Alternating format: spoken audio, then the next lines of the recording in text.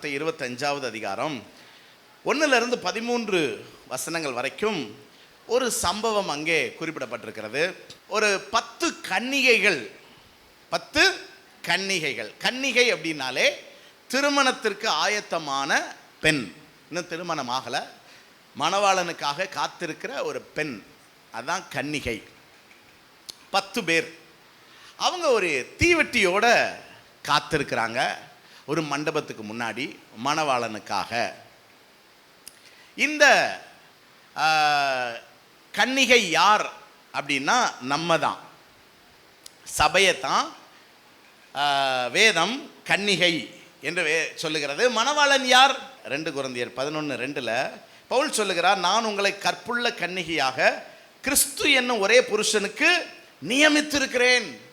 அதை கத்தோலிக்க வேதம் ரொம்ப அழகா சொல்லுது, கிறிஸ்து என்னும் ஒரே மணமகனுக்கு உங்களுக்கிடையே மன ஒப்பந்தம் செய்துள்ளேன்.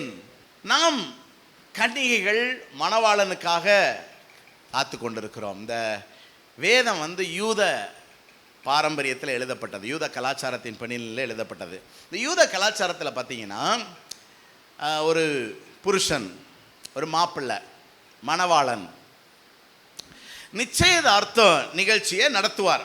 எல்லா சொந்த பந்தங்களையும் கூப்பிட்டு எல்லாருக்கும் மத்தியில் ரொம்ப கிராண்டாக நடக்கிறது நிச்சயதார்த்தம் தான். என்ன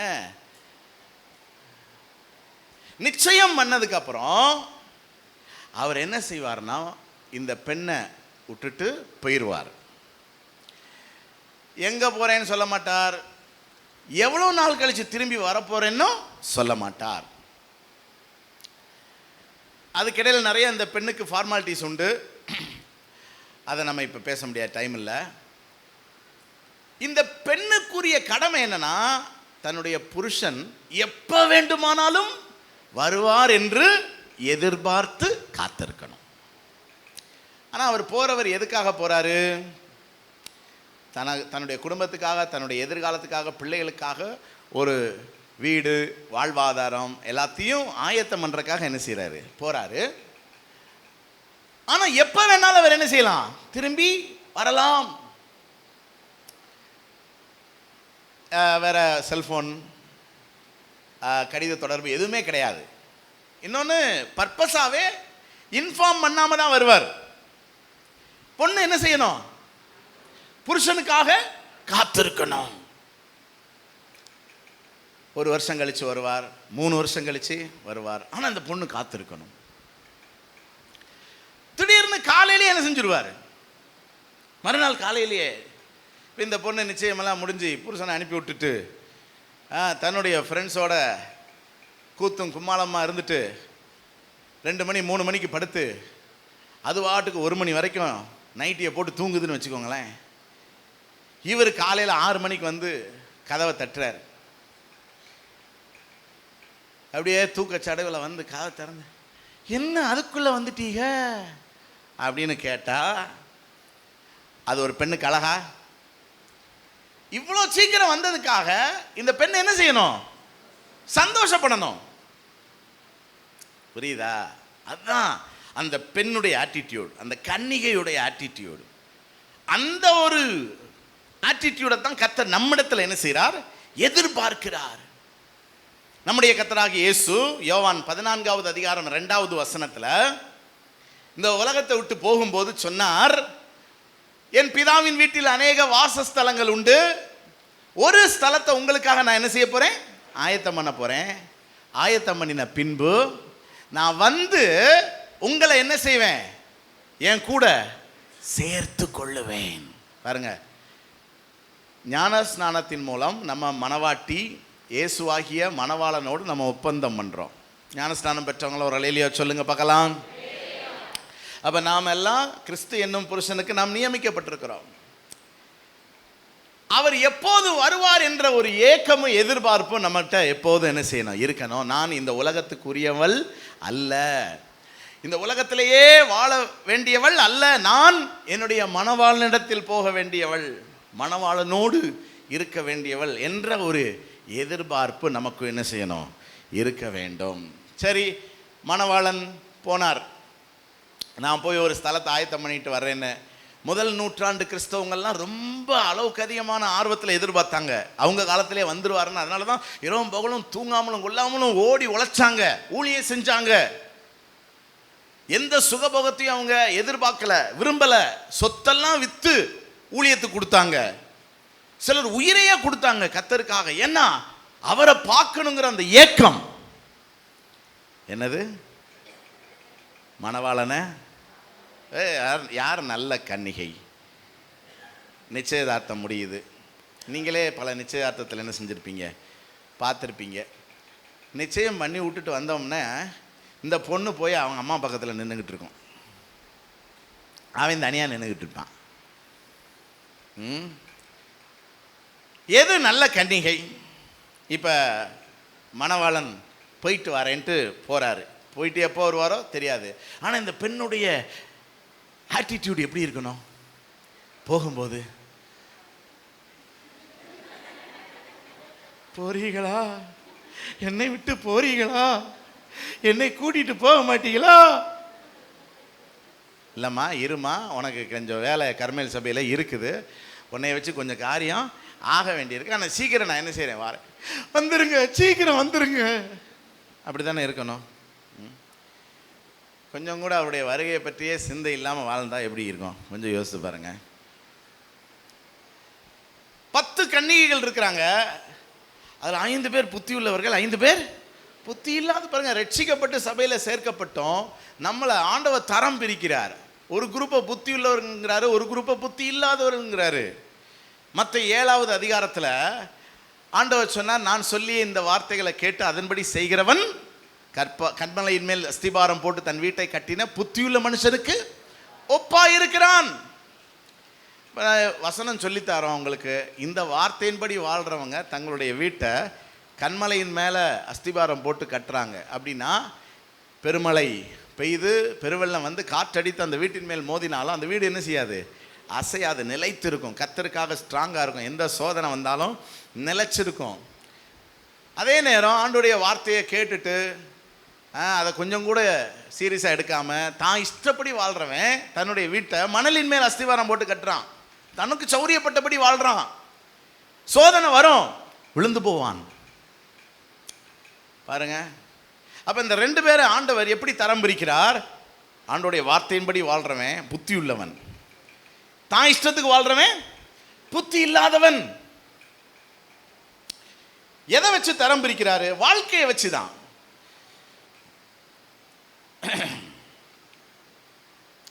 ஒரு வசனம் பார்த்தீங்கன்னா 1 கொரிந்தியர் 3வது அதிகாரம் 12வது வசனத்தில் நம்முடைய வாழ்க்கை குறித்து ஒரு நல்ல விளக்கத்தை அங்கே பார்க்கிறோம்.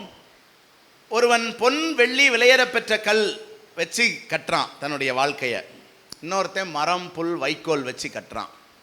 2 பேர். இதில் ஒருத்தன் புத்தி உள்ளவன், ஒருத்தன் புத்தி இல்லாதவன். புத்தி உள்ளவன் யாரு? பொன் வெள்ளி விலையேறப்பெற்ற கல்லை வச்சு கட்டுறவன் புத்தி உள்ளவன். மரம் புல் வைக்கோலை வச்சு கட்டுறவன் புத்தி இல்லாதவன். ஏனென்றால் நாளானது அதை விளங்க பண்ணும், அக்கினி அதை பரிசோதிக்கும்னு வேதம் சொல்லுது. என்ன, இப்போ இந்த கட்டடமெல்லாம் ரொம்ப காலத்துக்கு நிற்குது. குடிசை வீடு எவ்வளோ நாளைக்கு இருக்கும்? கொஞ்ச காலத்துக்கு தான் என்ன செய்யும், இருக்கும். அதை பெர்மனன்ட்னு நம்ம சொல்லவே முடியாது.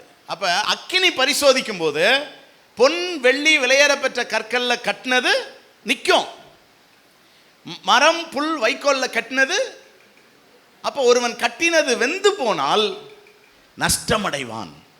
நிலைச்சிருந்தா தான் கூலியை பெறுவான். அப்போ நம்ம வாழ்கிறோம், நம்முடைய கிரியைகள் நம்ம கூட வருமா? என்ன கிரியைகள்?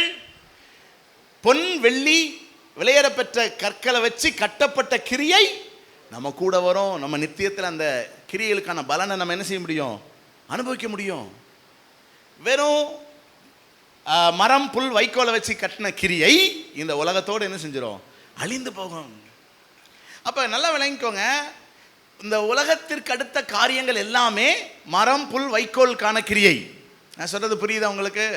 இந்த உடம்பை நீங்கள் எவ்வளவு காஸ்ட்லியாக அலங்கரித்தாலும் சரி, எவ்வளவு காஸ்ட்லியான உடுப்புகளை உடுத்தினாலும் சரி, இந்த உலகத்துக்கு எவ்வளோ இந்த உடம்புக்கு எத்தனை காஸ்ட்லியான சென்ட் அடித்தாலும் சரி, இந்த உடம்புக்கு எவ்வளவு சுவையான ஆகாரங்களை நீங்கள் கொடுத்தாலும் சரி, இந்த உடம்பு என்ன ஆயிரும்?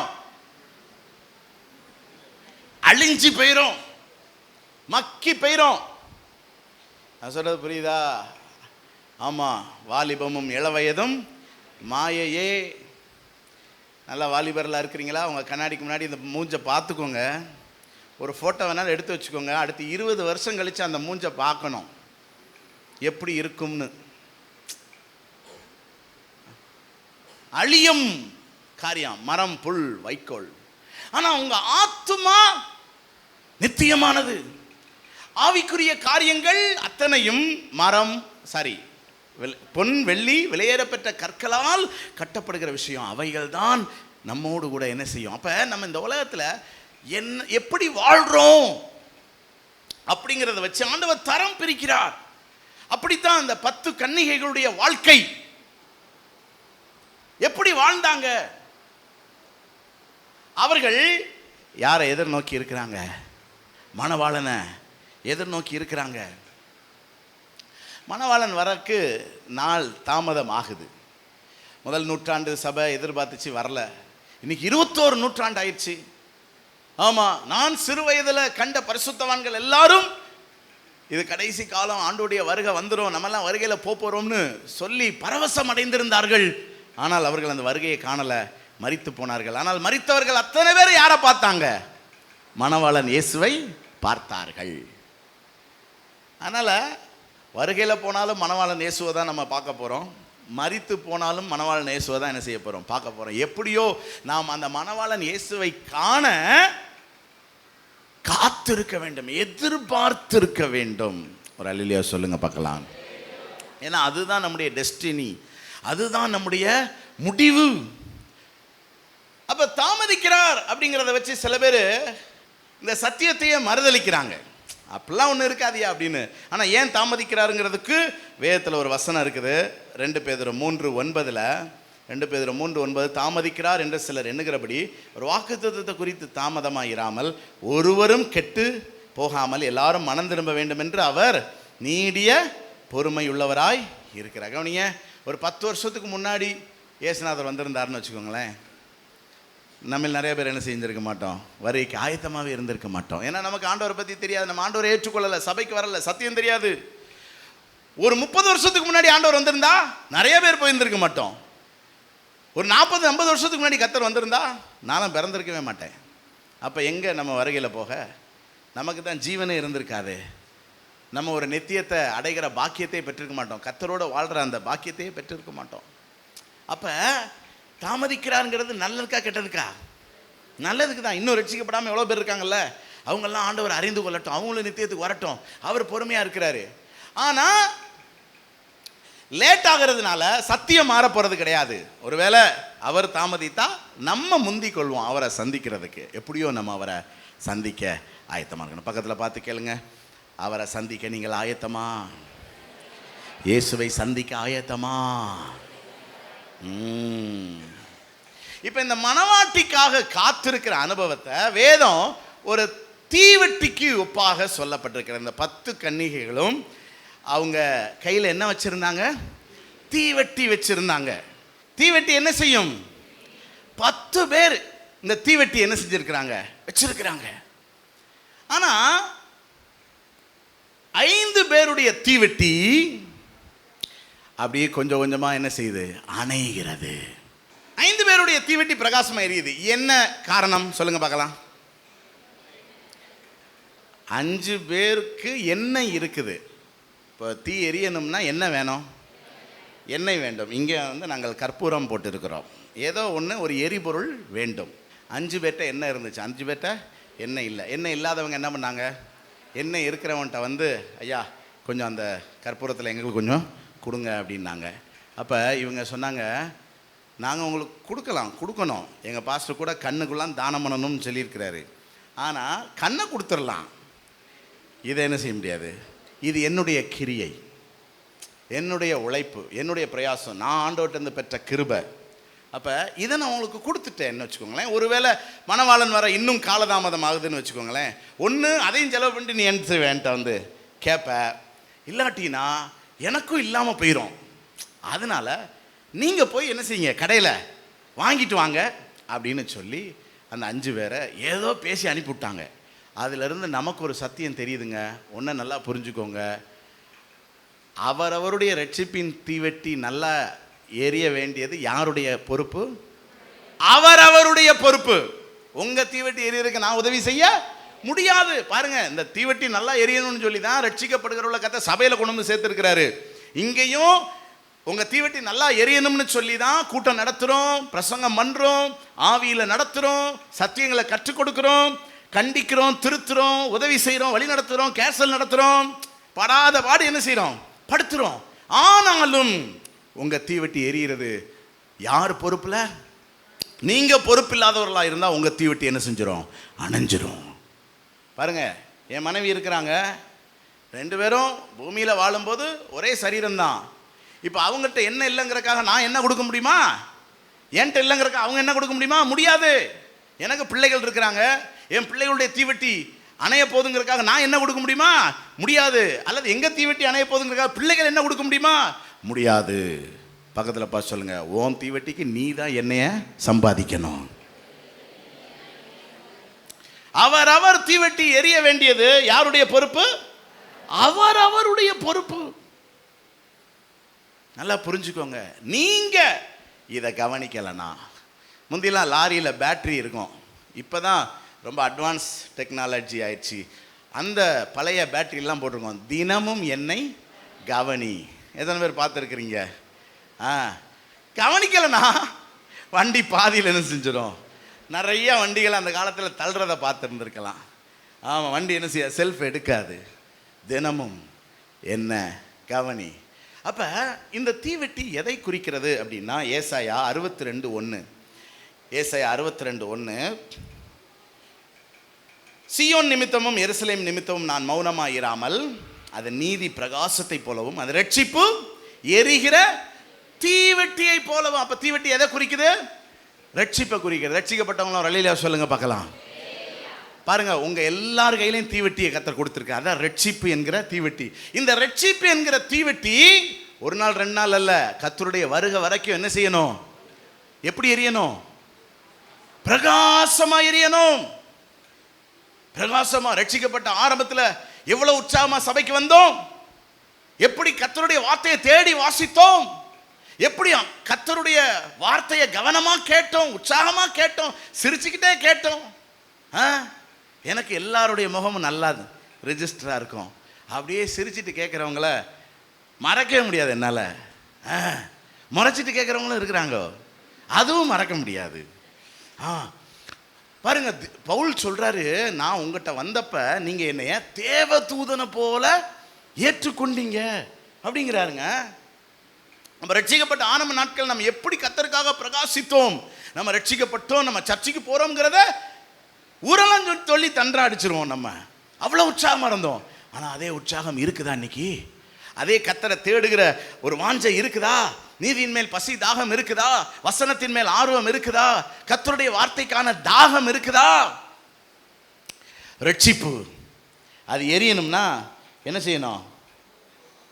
கற்பூரத்தை போடணும். இல்லாட்டினா கொஞ்ச நேரத்தில் என்ன செஞ்சிடும்? அமர்ந்துரும். எரிவாயாக. புரியுதா? கவனிங்க, நீங்க எந்த அளவுக்கு கர்த்தருக்குள்ள இருக்கிறீங்க, அதுதான் இந்த ரட்சிப்பு. வேதம் சொல்லுது, என்ன சொல்லுது?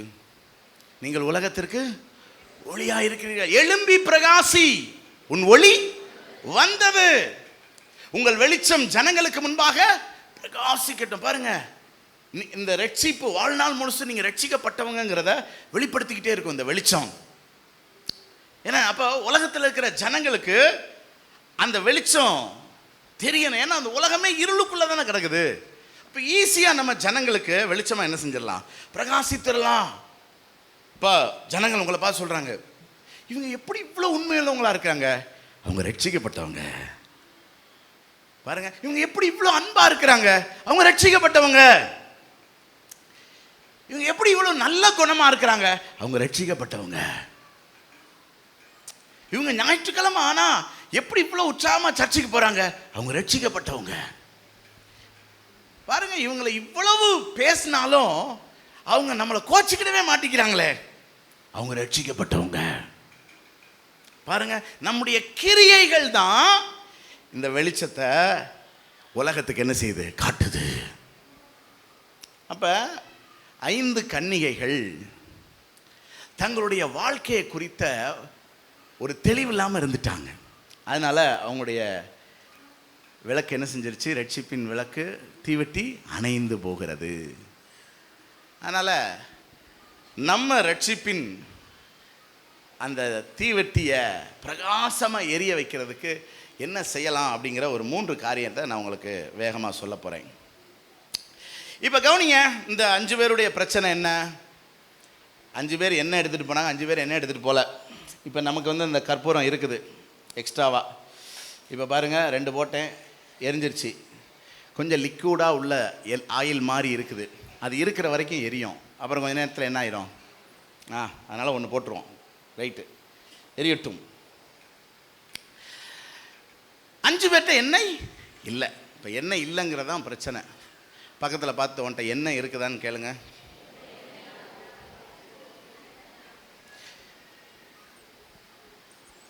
என்ன என்ன பதில் சொன்னாங்க? இருக்குன்னாங்களா? ரொம்ப சந்தோஷம். எண்ணெய் இருந்துச்சுன்னா நம்ம கர்த்தருக்காக என்ன செய்வோம், பிரகாசமாக எரிவோம். இல்லாட்டின்னா வேற. சரி, இப்போ இந்த 5 பேர்ட்ட ஏன் எண்ணெய் இல்லை, அதுதான் நம்ம கேட்க போகிறோம். சரியா? முதல் குறிப்பை நான் வந்து உங்கள்கிட்டயே நான் கேட்க விரும்புகிறேன். ஏன்னா நீங்கள் ரொம்ப ப்ரில்லியண்ட்டான ஆள், ரொம்ப ஈஸியாகவும் சொல்லக்கூடிய குறிப்பு தான். ஏன்னா நம்ம வழக்கமாக அதுதான் சொல்லுவோம். ஏன்பா எண்ணெய் எடுத்துகிட்டு வரல அப்படின்னு கேட்டால் என்ன சொல்லுவீங்க நீங்கள்? பார்த்தீங்களா, ஐயோ இந்த கற்பூரத்துக்கு இந்த கற்பூரத்தை கொளுத்தி விட்டுறலாம், அப்படி இருக்கிறீங்க ஆண்டவருக்காக எரிஞ்சுக்கிட்டு. ரைட்டு, மறந்துருச்சு. இதுதான் நம்ம பிரதானமாக சொல்கிற விஷயம். மறந்துட்டேன். கவனிங்க, மறதிங்கிறது இயல்பான ஒன்று தான். ஆனால் மறக்க வேண்டியதை மறக்கணும், மறக்கக்கூடாத விஷயங்களை என்ன செய்யக்கூடாது, மறந்துட்டீங்கன்னா, மறக்கக்கூடாத விஷயங்களை மறந்துட்டீங்கன்னா அமர்ந்து போகும். எதெல்லாம் மறக்கணும்? ஆதியாகமம் 27:45 ஒரு சில உதாரணங்களை மட்டும் சொல்கிறேன்.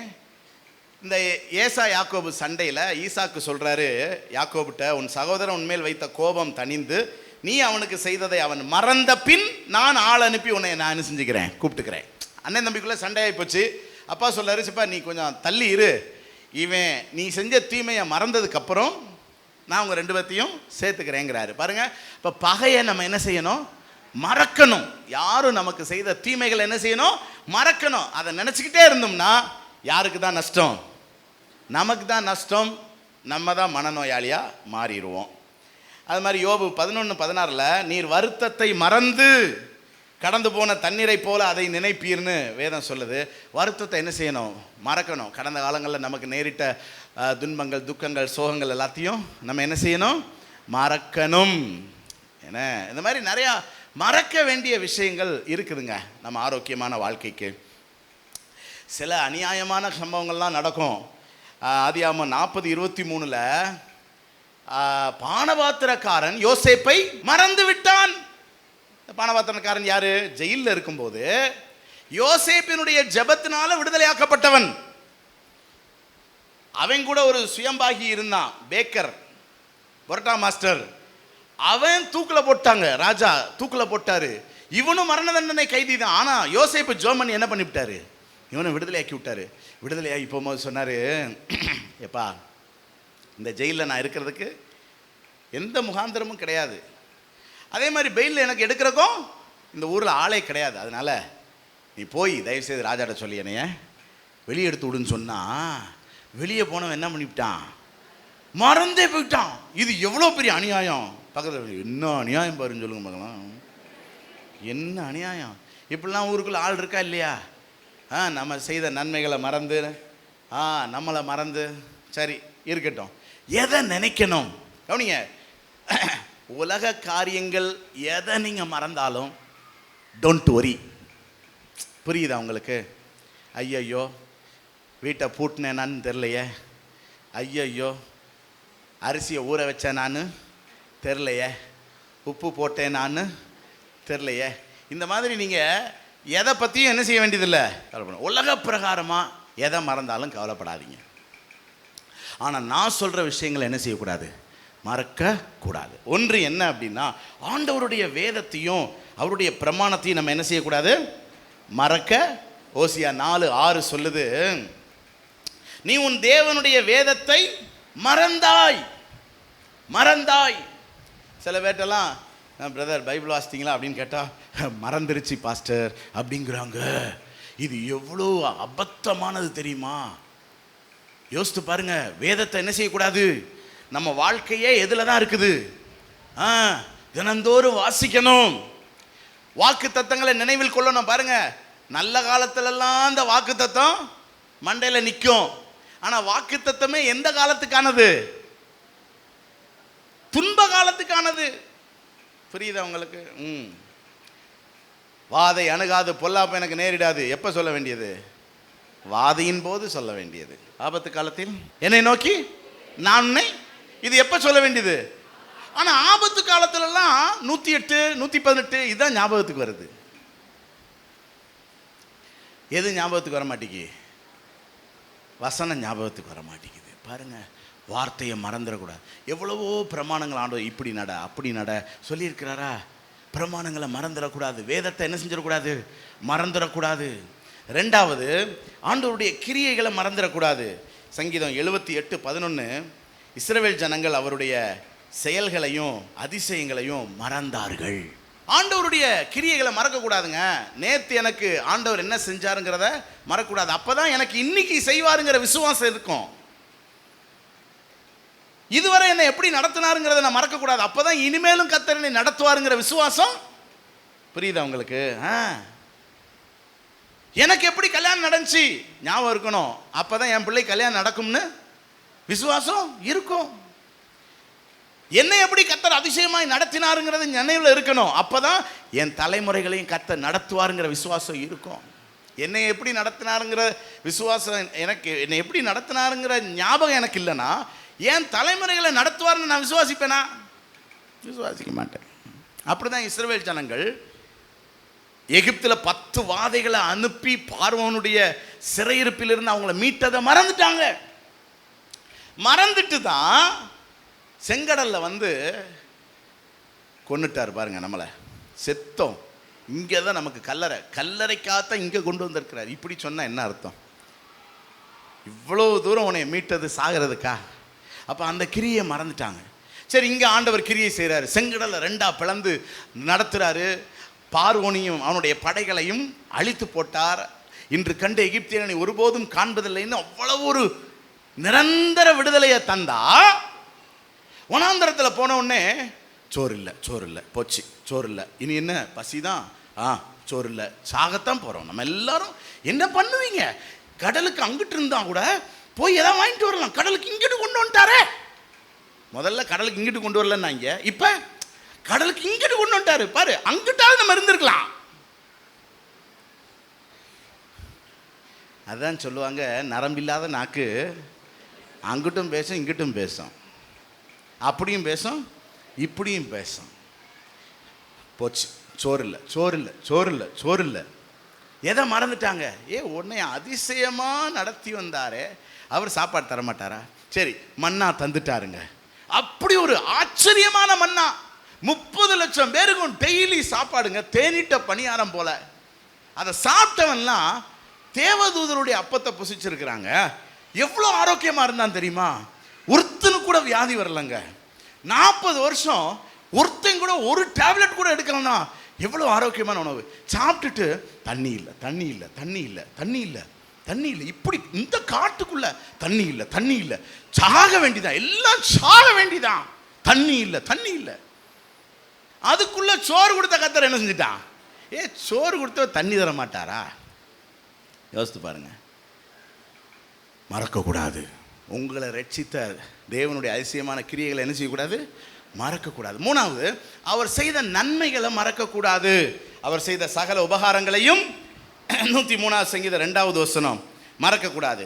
கடைசியா நியாயாதிபதிகள் 3:7 சொல்லுது, இஸ்ரவேல் ஜனங்கள் கர்த்தரையே மறந்தார்கள். கர்த்தரை மறந்து பாகால்களை சேவித்தார்கள். கவனிங்க, கர்த்தருடைய வார்த்தையை மறக்காதீங்க. கர்த்தருடைய வார்த்தையை மறந்தீங்கன்னா அவர் செய்த கிரியைகளை என்ன செய்ய வேண்டியிருக்கும்? மறக்க வேண்டியிருக்கும். அவர் செய்த கிரியைகளை மறந்துட்டோம்னா அவர் செய்த நன்மைகள் நமக்கு நினைவுக்கு வராது. அவர் செய்த நன்மைகளை நினைக்கலன்னா அவரையே மறந்துடுவோம்.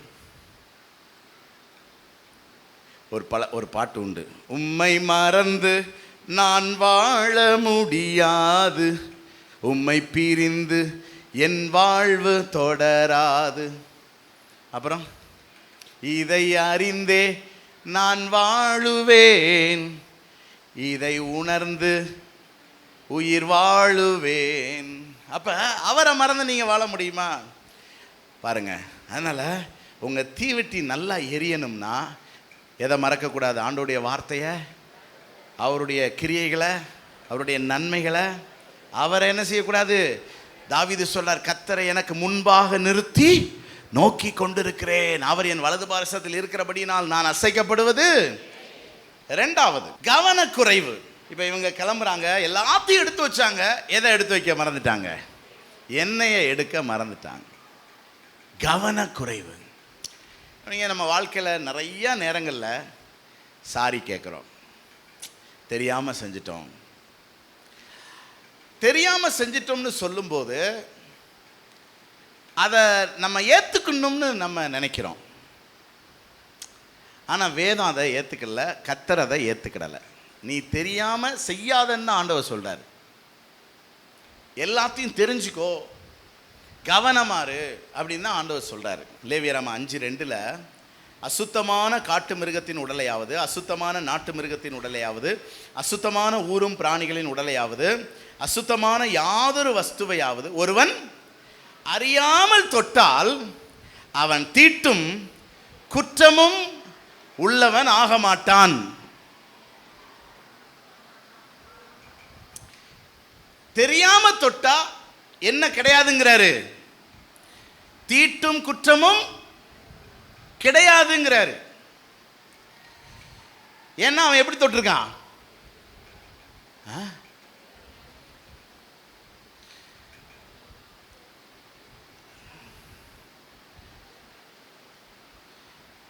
ஏன் இப்படி முழிக்கிறீங்க? புரியுதா? நீங்கள் நல்ல விவரமாக தான் இருக்கீங்க. அதாவது கவனிக்கிறவங்க கவனிச்சுட்டு தான் இருக்கிறாங்க, தூங்குறவங்க தூங்கிட்டு தான் இருக்கிறாங்க. ரைட், ஓகே, பிரச்சனையே இல்லை. ஸோ வசனம் என்ன சொல்லுது? நீ தெரியாமல் தொட்டாலும் தீட்டு தான், அசுத்தம் தான். ஆனால் நம்ம என்ன சொல்லுவோம்? சார் தெரியாமல் தான் சார் தொட்டேன், தெரியாமல் உன் வேலை வந்துட்டேங்கிறான். என்னத்தை சொல்ல? தெரியாமல் திருடிட்டேன், தெரியாமல் என் செருப்புன்னு தெரியாமல் போட்டு போயிட்டேன். தெரியாம எதை கேட்டாலும் நம்ம என்ன சொல்றோம்? சாரி, தெரியாம. ஆண்டவர் சொல்ல, அப்படி சொல்லாத, உனக்கு நான் 6 அறிவை கொடுத்துருக்கிறேன். ஆதாம் ஏவாள் தெரியாமலா தொட்டாங்க? அதை இச்சித்து, புரியுதா உங்களுக்கு? ரொம்ப லாஜிக்கா யோசித்து சாத்தான் அவன் மூளையில நல்லா வேலை பார்த்ததுக்கு அப்புறம் தான் என்ன செஞ்சிருக்கா? சாப்பிட்ருக்கா. ஆனா கேட்டா என்ன சொல்லுவா? சாரி பாஸ்டர், தெரியாம சாப்பிட்டோம் பாஸ்டர். பாருங்க, போதாக்குறைக்கு சத்தியம் இவ்வளோ போதிக்கப்படுது. இன்னும் ஆண்டவர் என்ன சொல்றாருன்னா, இதை செய்யணும்னே எனக்கு தெரியாது அப்படின்னு சொன்னா, எதை செய்யணும் எதை செய்யக்கூடாதுன்னு தெரிஞ்சுக்கோ. தெரியாம இருக்கிறதே சாபம்ங்கிறாரு கர்த்தர். ஆத்துமா அறிவில்லாது இருக்கிறது நல்லதல்ல. அறிந்துக்கோ. படிக்க வைக்கிறோம், ஸ்கூலுக்கு போய் வச்சு எவ்வளவு மீடியா இருக்குது. இதையும் தாண்டி எனக்கு ஒருத்தன் தெரில அப்படின்னா அது எவ்வளோ பச்சை பொய்ன்னு கொஞ்சம் யோசித்து பாருங்களேன். போதா குறைக்கு நமக்குள்ள ஆவியானவர் இருக்கிறார். அவர் யார்? பாவத்தை குறித்தும் நீதியை குறித்தும் எல்லாத்துக்கும் மேல நமக்குள்ள மனசாட்சி இருக்குதுங்க. மனசாட்சி அது சொல்லும் எதை செய்யணும் எது செய்யக்கூடாதுன்னு உங்களுக்கே தெரியும். சின்ன பிள்ளைக்கு முதற்கொண்டு எதுவுமே சொல்லித்தர வேண்டியதில்லைங்க. ஜானி ஜானி எஸ் பாப்பா தெரியுமில? Johnny Johnny yes papa eating sugar. ஈட்டிங் சுகர்னு கேட்டால் நான் papa, telling lie no papa, open your mouth. சீனிப்பா, வாயில் சீனி போட்டுக்கிட்டு என்னடா சீனி தினியா? இந்த பிள்ளைங்க முழிக்கும் தெரியுமா? வாயில் சீனி வச்சுக்கிட்டு என்ன செய்யும்? திருட்டு மொழி. அப்ப அதுக்கு தெரியுதுல செய்யக்கூடாதுன்னு. Don't ask sorry. வேதத்தில் ஜாக்கிரதையாயிரு ஜாக்கிரதையாருன்னு ஏகப்பட்ட வசனம் இருக்குது. ஆமா, தெளிந்த புத்தியுள்ளவர்களாக இருங்கள். ஏனெனில் பிசாசானவன் கர்ச்சிக்கிற சிங்கம் போல எவனை விழுங்கலாமோ என்று சுற்றி திரிகிற. நீங்க தான் ஜாக்கிரதையா இருக்கணும். உங்க தீவட்டிக்கு நீங்க தான் பொறுப்பு. உங்க வாழ்க்கைக்கு நீங்க தான் பொறுப்பு. நீங்க தான் கவனமா இருக்கணும். பாருங்க, மத்தேயு 12:36 மனுஷர் பேசும் வீணான வார்த்தைகள் யாவையும் குறித்து நியாய தீர்ப்பு நாள்ல கணக்கு ஒப்புவிக்கணுமா. நம்ம சர்வசாதாரணமாக பேசிட்டு தெரியாமல் பேசிட்டோம் அப்படின்னு சொல்றீங்க. ஆனால் ஆண்டவர் சொல்றாரு, நீ தெரியாமல் பேசினாலும் நீ பேசின வீணான வார்த்தைக்கு என்ன உண்டு? தண்டனை உண்டு. யோசித்து பாருங்க. ஸோ சிந்தையிலும் வார்த்தையிலும் செயலிலும் தெரியாம கூட தவறு என்ன செய்யக்கூடாது. புரியுதா நான் சொல்ல? எத்தனை பேருக்கு சத்தியம் புரியுது? தெளிவா இருங்க. பக்கத்தில் பசங்க தெளிவா இருங்க. தேவன் நமக்கு பயமுள்ள ஆவியை கொடாமல் பலமும் அன்பும் தெளிந்த புத்தியும் உள்ள ஆவியை கொடுத்திருக்கிறாரே. அப்ப எதை செய்யணும் எதை செய்யக்கூடாது நமக்கு தெரியாதா? தெளிந்த புத்தியா இருங்க. இன்னைக்கு ஆனா பாருங்க எப்படியெல்லாம் செய்யறோம்னு. சவுல் பொருளாசையினால தேவனுடைய கட்டளையை மறந்துட்டான். அமலேக்கியரை நீ சங்கரிக்கணும்னு சொன்னா இவன் உள்ளம் எதுக்கு பறக்குது?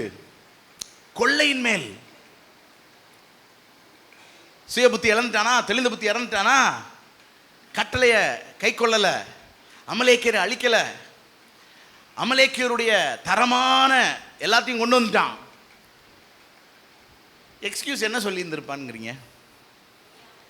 ஐ ஆம் சாரி பாஸ்டர், தெரியாம செஞ்சிட்டேன். தெரியாம செஞ்சாலும் தண்டனை உண்டு. சவுல் தன்னுடைய ராஜ மேன்மையை இழந்தான். சிம்சோன் ஒரு பெண் ஆசையில பிரதிஷ்டை இழந்தான், மகிமை இழந்தான். சிம்சோன் எவ்வளவு பெரிய பராக்கிரமசாலி. கண்கள் பிடுங்கப்பட்டவனாய் ஒரு அரங்கத்துல வேடிக்கைக்காக நின்று கொண்டிருக்கிறான். நான் பயங்கரம். கொஞ்சம் யோசித்து பாருங்க. யூதாஸ் காரியத்து 30 வெள்ளிக்காசு அவன் கண்ணை மறைச்சிருச்சிங்க. 30 வெள்ளிக்காசு என்ன காசு பெறும் அவனுக்கு? கண்ணை மறைச்சிருச்சு. குருவை காட்டி கொடுத்துட்டான். நம்பிக்கை துரோகம் பண்ணிட்டான். ஃபீல் பண்ணானே. எந்த அளவுக்கு ஃபீல் பண்ணா? இனி நான் வாழ்றதுக்கு தகுதியே கிடையாது, நான் நாண்டு கொண்டு செத்துருவேங்கிற அளவுக்கு அவன் ஃபீல் பண்றான். நம்ம கூட நிறையா நேரம் செஞ்சதுக்கு அப்புறம் என்ன செய்யறோம்? செஞ்சிருக்க கூடாதுன்னு ஆண்டவர் சொல்றாரு. ஏன் நல்லா ஒழுங்கா வேதம் வாசித்து ஜெபம் பண்ணி கர்த்தருக்குள்ள இருந்தீனா நான் உனக்கு போதித்து நீ நடக்க வேண்டிய வழியை உனக்கு காட்டுவேன். உண்மையில் என் கண்களை வைத்து உனக்கு ஆலோசனை சொல்லுவேன். உன்னை நேர் வழியா நடத்துவேன்னு கர்த்தர் சொல்லியிருக்கிறாரே. எங்கேயாவது நம்ம கால்கள் இடருமா? இடராது. கர்த்தருக்குள்ள இருங்க, கர்த்தருக்குள்ள இருங்க, உலகத்துக்குள்ள பயிராதீங்க. ஆமா. ஆகவே எப்படி இருக்கணும் சொல்லுங்க சத்தமா? ஏசாவுக்கும் ஈசாக்குக்கும் என்ன பிரச்சனைனா நாக்கில் சனி. ஆமா, பசியும் ருசியும் கண்ணை மறைச்சிரும். ஏசாவும் என்ன பண்ணா? சேஷ்டபுத்திர பாகத்தை வித்தான். ஈசாக்கு சேஷ்டபுத்திர பாகத்தை யாருக்கு கொடுத்துருக்கணும்? ஏசாவுக்கு கொடுக்குற போல யார்கிட்ட கொடுத்துட்டான்? யாக்கோவுக்கு. 2 பேருக்கு என்ன பிரச்சனை? எத்தனை பேர் பசிக்கு சாப்பிட்றீங்க? எத்தனை பேர் ருசிக்கு சாப்பிட்றீங்க? Hello low. கவனக்குறைவு ஆபத்து. ஆமா, புரியுதா? ஐயம் சாரிங்கிறதுனால ஹார்ட் அட்டாக் பின்னாடி திரும்பி போயிருமா? நம்ம தான் எப்படி இருக்கணும்? கவனமா இருக்கணும். கவனமா இருக்கணும். நம்ம வாழ்க்கை we must be careful. நம்ம குடும்பம் நம்ம தான் கவனமா இருக்கணும். நம்ம பிள்ளைகள் நம்ம கவனமா இருக்கணும். நம்ம ஊழியம் நம்ம கவனமா இருக்கணும். பக்கத்தில் தட்டி குடிச்சவங்க ஜாக்கிரதையா இருங்க, தூங்காதீங்க. எத்தனை பேர் சத்தியத்தை புரிஞ்சுக்கிறீங்க? நம்ம தாங்க நம்ம எண்ணெயை குறித்து கவனமாக இருக்கணும். நம்ம தான் தீவட்டியை குறித்து கவனமாக இருக்கணும். ஒரு இலையில சொல்லுங்க பார்க்கலாம். 3வது கடைசியா சோம்பல், மறதி. முதல்ல 2வது கவனக்குறைவு, 3வது 10 பேரும் தூங்குனாங்க. 10 கன்னிகைகள் 10 பேர் என்ன செஞ்சாங்க? தூங்குனாங்க. திடீர்னு மணவாளன் வந்து விட்டார் அப்படின்னு சத்தம் கேட்டவனே எல்லாம் எந்திரிச்சிட்டான். எந்திரிச்சா 5 பேருக்கு எரியுது. என்னது? தீவட்டி. 5 பேருக்கு என்ன செய்யல? எரியல. தூங்குறது பிரச்சனையே இல்லையா? உன் தீவெட்டி எரியுதா இல்லையாங்கிறத என்னது பிரச்சனை, புரியுதா? ஆமாம், பாருங்க, ஸ்கூலில் எல்லாம் விளையாடுவாங்க, ஆனால் நல்லா படிக்கிறவன் என்ன செய்வான்? படிச்சுட்டு விளையாடுவான். நல்லா படிக்காதவன் விளையாண்டு படிப்போன்றான். இவன் விளையாண்டு படிக்கவா போகிறான்? விளையாண்டு படிக்க முடியுமா? யோசிச்சு பாருங்க, காலம் கடந்ததுக்கு அப்புறம் ஏதாவது நமக்கு கை கூடி வருமா? வராது. அப்படித்தான். அப்ப நீங்க நல்லா தூங்குங்க, நீங்க நல்லா செல்போன் நோண்டுங்க, ஜாலியா இருங்க, ஊரை சுத்துங்க, என்ன வேணாலும் செய்யுங்க. ஆனா கடமையில எப்படி இருங்க? கருத்தா இருங்க. அழைப்பை நிறைவேற்றுங்க, தாளந்துகளை பயன்படுத்துங்க. இல்லாட்டினா நியாய தீர்ப்பு தான், கணக்கு ஒப்புவிக்க வேண்டியிருக்கும், தீபம் எரியாது. என்ன சொல்றீங்க? ஒரு தாளந்து வச்சிருந்தவன் என்ன பண்ணா? புதைச்சி வச்சான். ஆண்டவர் சொன்னார், பொல்லாதவனும் சோம்பேறியுமான. அப்ப சோம்பேறித்தனம்னா தூங்குறது கிடையாது. நல்லா ஆண்டவர் கவனிங்க, நல்லா சாப்பிடுங்க, நல்லா தூங்குங்க, நல்லா என்ஜாய் பண்ணுங்கன்னு ஆண்டவர் சொல்லி இந்த உலகத்தில் இவ்வளவு காரியங்களை படைச்சு கொடுத்துருக்கிறாரு. பொருட்காட்சி எல்லாம் நமக்காகத்தான் நடத்துறாரு. யாருக்காக? யாருக்காக? போங்க, ஜாலியா இருங்க.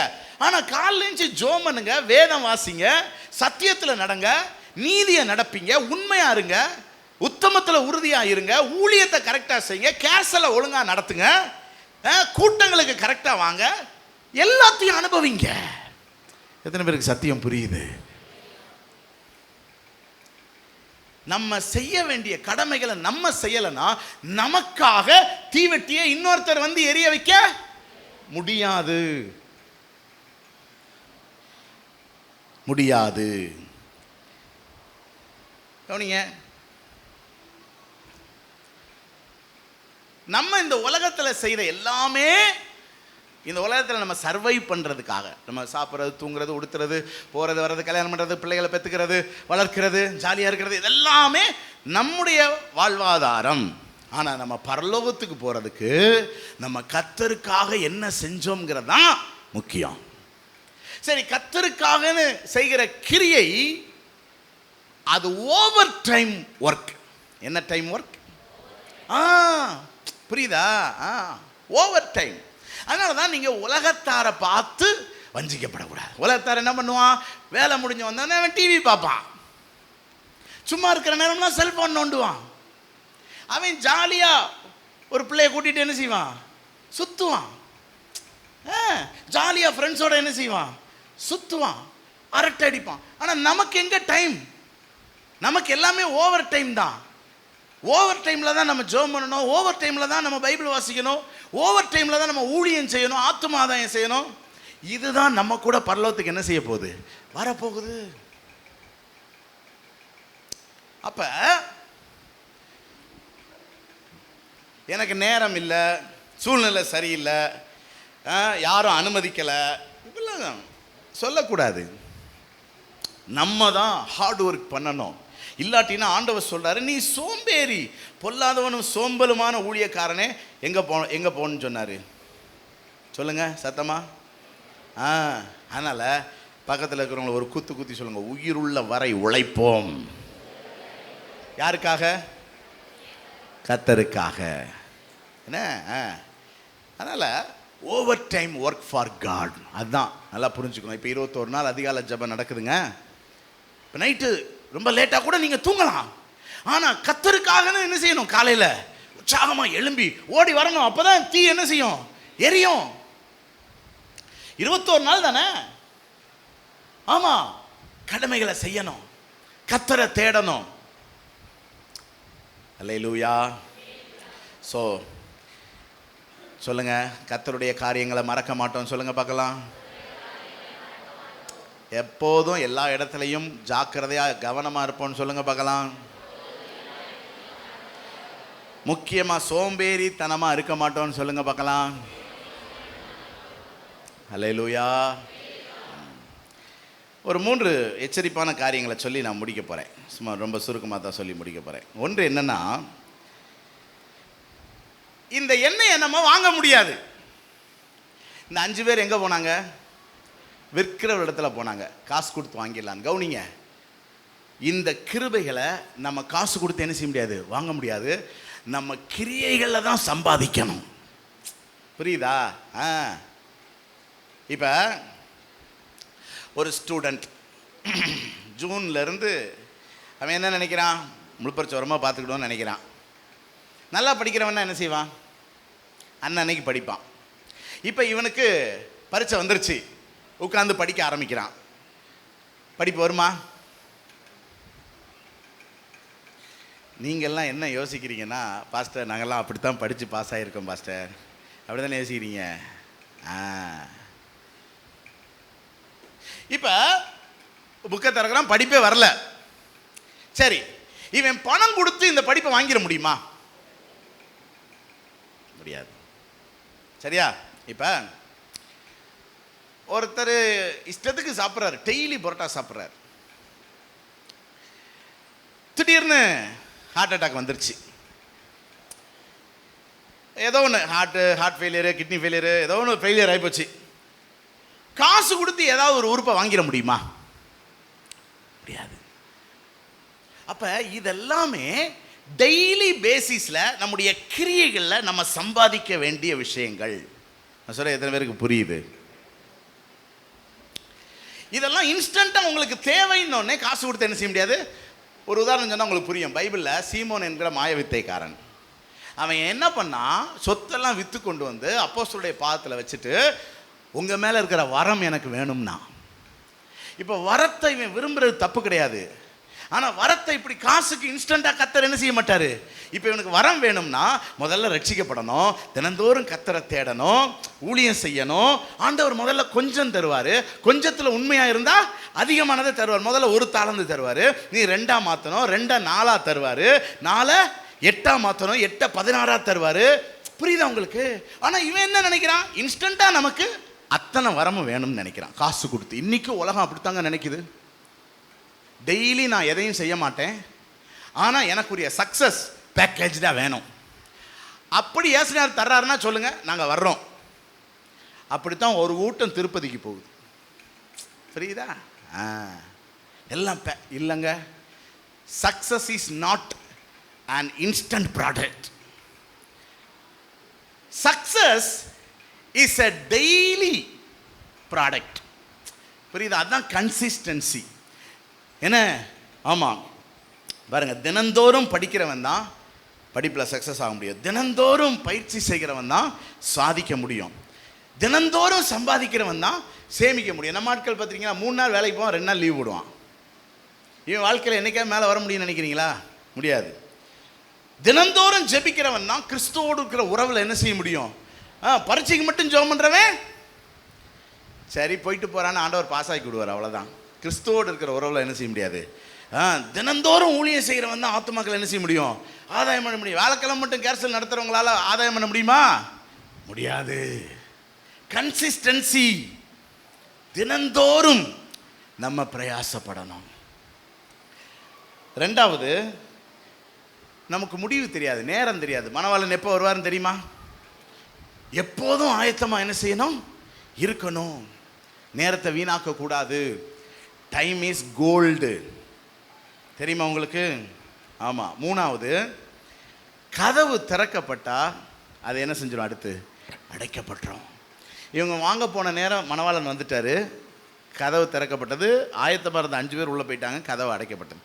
வந்து கதவை தட்டுறாங்க, இயேசுவே தாவீதின் குமாரனே எங்களுக்கு இறங்கும். உள்ளேருந்து என்ன சத்தம் வந்துச்சு? உங்களை அறியேன். நல்லா கவனிங்க, இப்போ இருக்கிற காலம் கிருபையின் காலம். நம்மளை ஆண்டவர் நேசிக்கிறாரு, பேசுகிறாரு, உற்சாகப்படுத்துகிறாரு, கண்ணீரை துடைக்கிறாரு, என்ன நம்மளை தாங்குறாரு, ஏந்துறாரு, சுமக்கிறாரு, தப்பு வைக்கிறாரு, கொஞ்சுறாரு, கெஞ்சுறாரு, எல்லாம் பண்ணுறாருல. ஒரு நாள் அவர் நம்மை யாருன்னே தெரியாதுன்னு சொல்லிடுவார். எங்கே போவீங்க? அவருடைய முகத்தை விட்டு விலகி நம்ம எங்கே போக முடியும்? அவ்வளோதான். நரகம், நித்திய நரகம், பயங்கரமான இடம். நித்தியமாக அவரை விட்டு பிரிந்து அக்கினியும் கந்தகம் எரிகிற அக்கினி கடல்ல கிடக்கிறது எவ்வளவு மோசமான அனுபவம். யோசித்து பாருங்க. Don't miss the opportunity. அதுதான் ரொம்ப முக்கியம். பாருங்கள், நம்ம வாழ்க்கையில் நிறைய வாய்ப்புகளை இழக்கிறோம். நீங்கள் நிறைய வாய்ப்புகளை இழக்கிறீங்கன்னா you are very very indiscipline person. நீங்கள் இப்படி இருந்தீங்கன்னா நிச்சயம் வருகையில் என்ன செய்ய முடியாது, வர முடியாது. நம்ம வாழ்க்கையில் நடக்கிற சின்ன சின்ன விஷயங்கள் கூட நம்முடைய எதிர்காலத்தை ப்ரெடிக்ட் பண்ணுங்க. நீங்கள் இதுக்கு ஜோசியக்காரன்ட்ட போக வேண்டியதில்லை, உங்கள் ஜாதகத்தை கொண்டு எங்கேயும் பார்க்க வேண்டிய அவசியம் இல்லை. என்கிட்ட வா, இதுவரைக்கும் நீ என்ன செஞ்ச சாதிச்சன்னு சொல்லு, நீ என்ன செய்வ சாதிப்ப நான் சொல்கிறேன். புரியுதா உங்களுக்கு? நான் அதனால தான் எப்பயுமே சொல்லுவேன், மந்த்லி டெஸ்ட்டில் நீ என்ன மார்க் எடுக்கிறியோ அதைத்தான் ஆனுவலில் எடுக்க போகிறேன். பிறகு இவங்க சும்மாவா மந்த்லி டெஸ்ட் வைக்கிறான்? மந்த்லி டெஸ்ட்னால என்ன? இன்னைக்கு உன்னுடைய டிசிப்ளின் என்ன? அந்த மார்க் எதுக்குரிய தெரியுமா? உன் டிசிப்ளினுக்குரிய மார்க். இன்னைக்கு என்ன நிலைமையில படிக்கிறங்கிறதுக்கான மார்க். இன்னைக்கு என்ன நிலைமையில இருக்கிறியோ அப்படிதான் நாளைக்கு இருப்ப.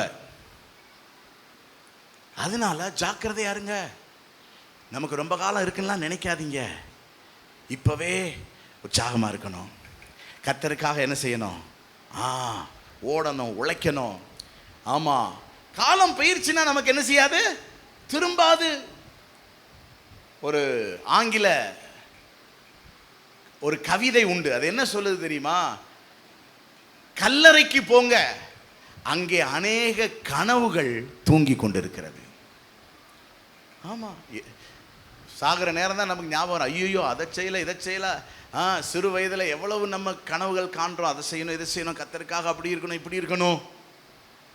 நேரத்தை தள்ளி போடாதீங்க, காலத்தை வீணாக்காதீங்க, கர்த்தருக்காக உற்சாகமாக இருங்க. இப்போவே நல்லா எழும்பி பிரகாசிங்க. பக்கத்தில் இருக்கிற ஆளை பார்த்து சொல்லுங்க, நல்லா உற்சாகமாக இருங்க. இப்படி 10:45 கண்ணை மூடினா என்ன அர்த்தம்? ஸோ வாய்ப்பு போச்சுன்னா நமக்கு என்ன செய்யாது, கிடைக்காது. மரணம்னு ஒன்று வந்துருச்சுன்னா நம்ம நோ டேர்னிங் பேக். திரும்பி நம்ம எதையுமே செய்ய முடியாது. திரும்பி அதை செஞ்சுட்டு வர இது செஞ்சுட்டு வரேன்னா விட்டு வரவங்கள முடியாது. ஸோ இருக்கிற காலத்தில் சரியானதை செய்யுங்க, செம்மையானதை செய்யுங்க, என்ன நல்ல ஒழுக்கமானதை செய்யுங்க. கர்த்தருக்கு அடுத்த காரியங்களை ரொம்ப தீவிரம் காட்டுங்க. உங்கள் எண்ணெய் எரியணும், கர்த்தருக்காக நீங்கள் பிரகாசிக்கணும். ஒரு அல்லேலூயா சொல்லுங்க பார்க்கலாம். எல்லாரும் எழுந்து நின்று ஜெபம் பண்ணுவோமா?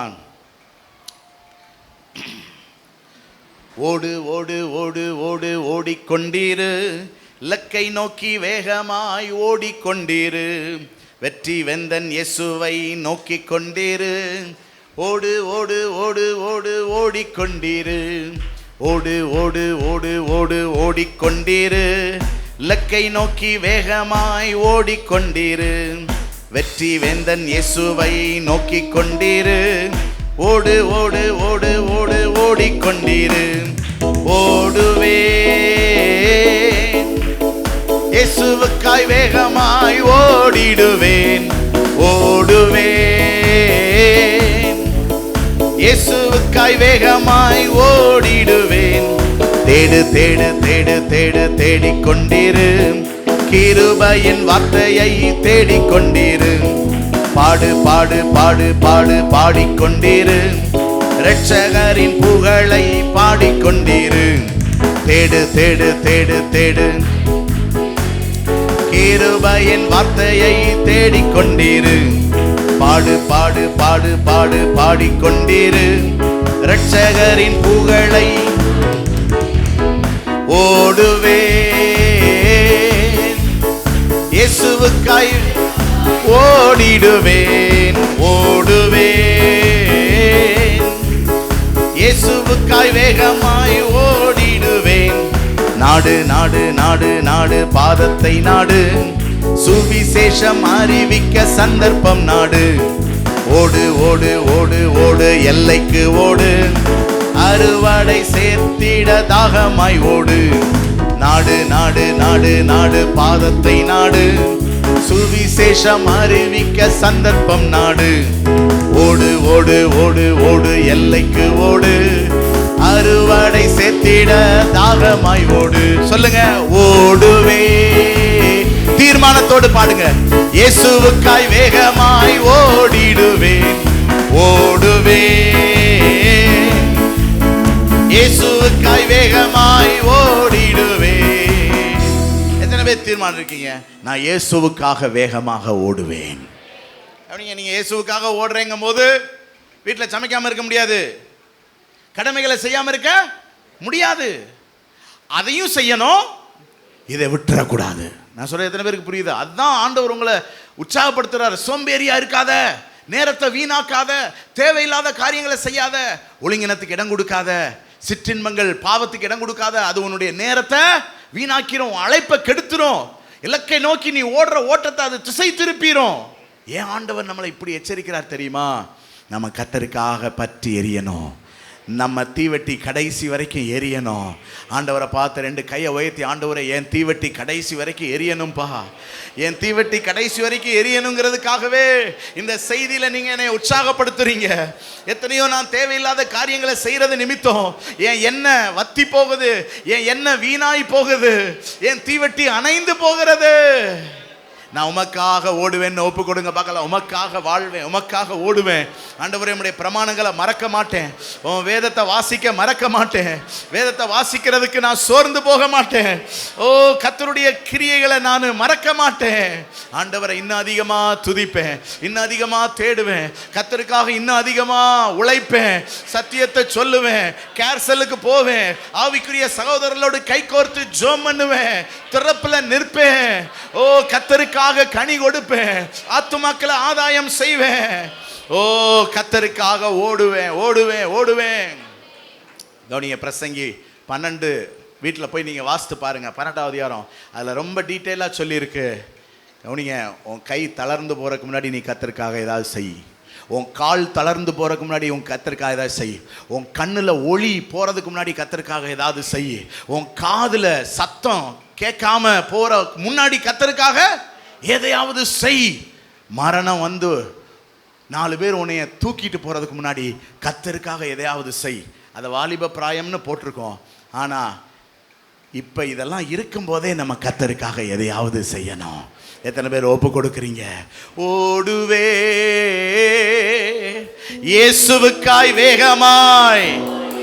கவனிங்க, உங்களுக்காக ஓடுறீங்க, சம்பாதிக்கிறதுக்காக ஓடுறீங்க, ஓடுங்க, தப்பு இல்லை. ஆனால் நம்ம ஓட்டம் இயேசுவுக்காக இருக்கணும். ஏன்னா அந்த ஓட்டம் தான், ஏன்னா நம்ம அவரை தான் எதிர்நோக்கி வாழ்ந்துகிட்டு இருக்கிறோம். என் மணவாளன் இயேசு சீக்கிரமாய் வரப்போகிறார். அவரை பார்க்கும்போது அவருக்காக நான் ஏராளமான பலன்களோடு காத்திருக்கணும். 2 கையை உயர்த்தி ஒப்பு கொடுத்து சொல்லுவோமா? ஓடுவே இயேசுவுக்காய் வேகமாய் ஓடிடுவே ஓடுவே இயேசுவுக்காய் வேகமாய். வாலிபனே ஓடுவேன், ஒப்பு கொடு. வாலிப சகோதரியே, இயேசுவுக்காய் ஓடு, உலகத்துக்காக ஓடாதே. ஓ ஓடுவே ஓ இயேசுவுக்காய் வேகமாய். தகப்பனே, நாங்க உமக்காக எரிந்து பிரகாசிக்கிறத குறித்து கர்த்தர் எங்களுக்கு கற்றுக் கொடுத்த சத்தியங்களுக்காக ஸ்தோத்திரம். இந்த உலகத்துக்கு நாங்கள் வெளிச்சமா இருக்க கர்த்தர் எங்களுக்கு உதவி செய்யுங்க. இயேசுவின் நாமத்தில் ஜெபிக்கிறோம் எங்கள் ஜீவனுள்ள நல்ல பிதாவே.